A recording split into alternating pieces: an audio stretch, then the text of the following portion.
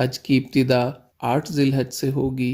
نماز فجر کے بعد غسل کریں یا وضو کریں۔ غسل کرنا افضل ہے۔ احرام باندھ لیں اور اشراق کے بعد 2 رکعت نماز ادا کریں۔ سلام پھیرتے ہی مرد حضرات سر سے کپڑا یا ٹوپی ہٹا لیں۔ حج کی نیت اس طرح کریں: یا اللہ میں حج کی نیت کرتا ہوں، آسان فرما، قبول فرما۔ مرد اونچی آواز سے اور خواتین آہستہ آواز سے تلبیہ پڑھیں۔ اب آپ پر احرام کی پابندیاں شروع ہو چکی ہیں۔ احرام کی حالت میں تلبیہ پڑھتے ہوئے مینا پہنچنا ہے۔ آج کا دن مینا میں گزارنا ہے۔ ظہر، عصر، مغرب اور عشاء کی نمازیں مینا میں ادا کریں۔ ذکر، اذکار اور دعا کی کثرت سے اپنا وقت قیمتی بنائیں۔ لوگوں کے ساتھ خوش اخلاقی کے ساتھ رہیں، خدمت کے ساتھ وقت گزاریں، کثرت سے تلبیہ پڑھیں، دعاؤں کا خوب اہتمام کریں، قرآن پاک کی تلاوت کریں، رات مینا میں قیام کریں۔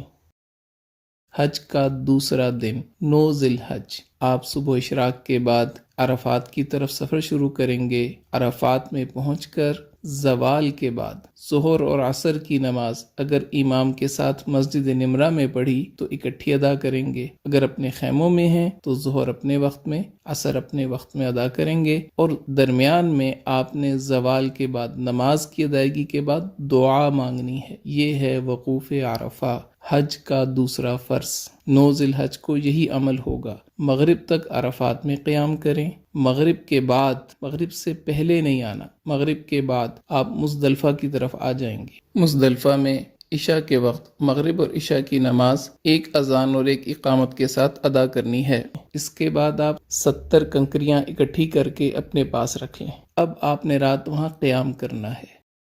10 ذی الحج، حج کا تیسرا دن، اور آپ اس وقت مزدلفہ کے میدان میں ہیں۔ فجر کی نماز ادا کرنے کے بعد وقوف مزدلفہ یعنی مزدلفہ کے میدان میں کھڑے ہو کے دعا مانگنا، یہ حج کا پہلا واجب ہے۔ اس کے بعد آپ جب سورج تھوڑا طلوع ہو جائے تو رمی کے لیے مینا کی طرف چلیں گے۔ یاد رکھ لیں 10 ذی الحج آج آپ نے 5 واجب پورے کرنے ہیں، ایک فرض کی آخری ادائیگی کرنی ہے۔ پہلا واجب وقوف مزدلفہ ادا ہو گیا۔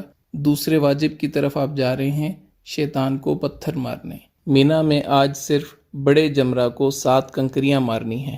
اس کے بعد آپ قربانی کا جانور ذبح کریں، یہ تیسرا واجب پورا ہو گیا۔ اس کے بعد آپ اپنے سر کے بال منڈوا لیں، یہ چوتھا واجب پورا ہو گیا۔ اب آپ احرام کھول سکتے ہیں اور عام لباس پہن سکتے ہیں۔ اس کے بعد آپ طواف زیارت کے لیے مکہ مکرمہ بیت اللہ کی طرف سفر شروع کریں۔ بیت اللہ پہنچ کر طواف کریں، یہ آپ کا طواف زیارت ہے۔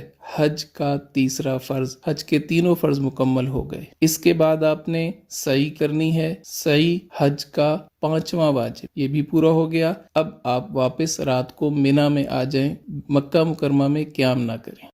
11 ذی الحج، حج کا چوتھا دن، مینا میں زوال کے بعد، بہتر یہ ہے کہ عصر کے بعد، تینوں جمرات کی طرف جانا ہے۔ پہلے چھوٹے جمرہ کو 7 کنکریاں مارنی ہیں اور دعا کرنی ہے، پھر درمیانے جمرہ کو 7 کنکریاں مارنی ہیں اور دعا کرنی ہے، پھر بڑے جمرہ کو 7 کنکریاں مارنی ہیں۔ اب دعا نہیں کرنی اور واپس اپنے خیمے آ جانا ہے۔ رات مینا میں قیام کریں، دعاؤں میں مشغول رہیں۔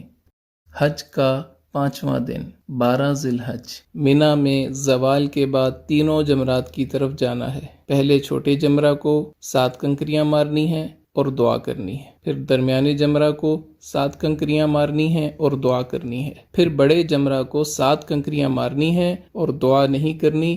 اب آپ کے پاس اختیار ہے، اگر آپ رات مینا میں قیام کرنا چاہیں تو 13 کی رمی آپ کے ذمہ ہوگی۔ اگر آپ رات قیام نہیں کرتے، آپ واپس مکہ مکرمہ اپنی بلڈنگ میں آ سکتے ہیں۔ بہتر یہ ہے کہ اپنے خیمے میں آئیں اور 13 ذی الحج کی رمی زوال کے بعد تینوں جمرات کو پتھر مارنے کے بعد مکہ مکرمہ واپس آ جائیں۔ اب صرف ایک واجب رہ گیا، طواف وداع۔ وداع یعنی رخصت ہونے والا طواف، یہ حج کا 6واں واجب ہے۔ آپ کے سارے مناسک پورے ہو گئے، 3 فرض آپ نے پورے کیے، 6 واجب آپ نے پورے کیے، آپ کا حج مکمل ہو گیا۔